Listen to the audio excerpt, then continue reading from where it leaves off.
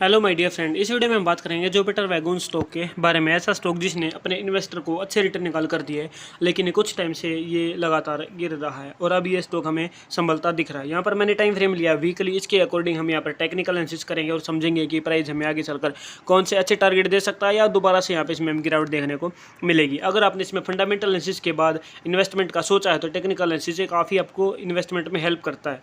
तो अगर आप यहाँ पर कोई भी इंडिकेटर यूज़ नहीं करते, ना कोई एवरेज मेथड यूज़ करते, तो सिंपल तरीके से आप यहाँ पर एक चीज़ समझ सकते हैं कि स्टॉक प्राइस में जो गिरावट पहले हुई है वही यहाँ पर हाल फिलहाल हुई होगी। ठीक है, लगभग उतनी ही गिरावट आपको मेजर करके चलनी पड़ेगी। ये गिरावट जितनी है इस तरीके से ये आपको एक रेंज मिल जाएगी कि हाँ, स्टॉक प्राइस जब गिरता है तो मैक्सिमम उतना गिर सकेगा आगे चल के। ठीक है, तो लिस्ट होने के बाद भी और बीच में भी आप देख सकते हैं। तो यहाँ पर आपको ये समझ में आता है ये 64% स्टॉक प्राइस गिरा, तो इतना लगभग पहले भी इतना ही गिरा होगा, 70% पहले गिरा होगा।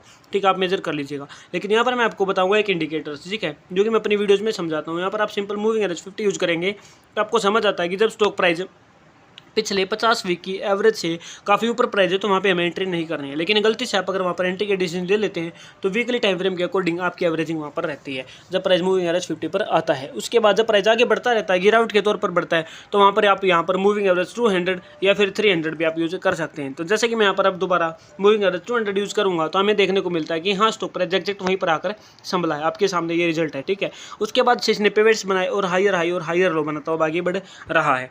तो अब यहाँ पर प्राइस आगे जाके कहाँ पे रोक सकता है, उन चीज़ों को समझने के लिए एक सिंपल इंडिकेटर एक और बताऊंगा जिसमें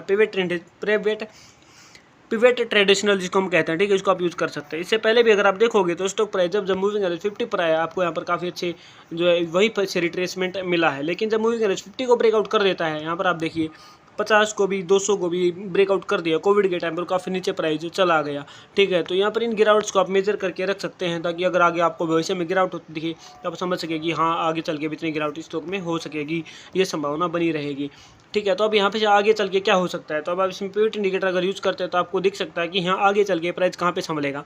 यहाँ पर देखिए S1 पे एग्जैक्ट आगे प्राइस संभला है। इससे पहले भी अगर आप पिवट देखेंगे आपको समझ में आएगा कि प्राइस जो कहाँ पर जाकर रुका है। ठीक है, R1 पर रुका है, उसके बाद R2 पर आपको यहाँ पर रिट्रेस होता दिखा। वीकली टाइम फ्रेम में, डेली में आपको साफ साफ दिख जाएंगे प्राइस ने। ठीक है, इनको थोड़ा और बड़ा कर दो, मैं यहाँ पे आपको समझ आ जाएगा। ठीक है, ये पहले का बैक टेस्ट दिखा रहा हूँ। R1 पे जाके रुका, फिर R2 पे आपको थोड़ा संभलता दिखा। ठीक है, उसके बाद यहाँ पर ये कैंडल्स लगातार प्राइस ऊपर ज़्यादा चला गया और मूविंग एवरेज 50 से दूर था तो एंट्री के डिसीजन नहीं लिए जा सकते थे। ठीक है, उसके बाद प्राइस कंसोलिडेट हुआ, यहाँ पर आपको दिख रहा है। उसके बाद फिर से आपको R1 पे रुकता दिखा। ठीक है, उसके बाद ब्रेकआउट हुआ यहाँ पर। ठीक है, यहाँ पर आपको ये चीज़ें साफ साफ दिख रहे हैं। फिर आपको रेंज थी R2 पे रुकेगा या R3 पे रुकेगा।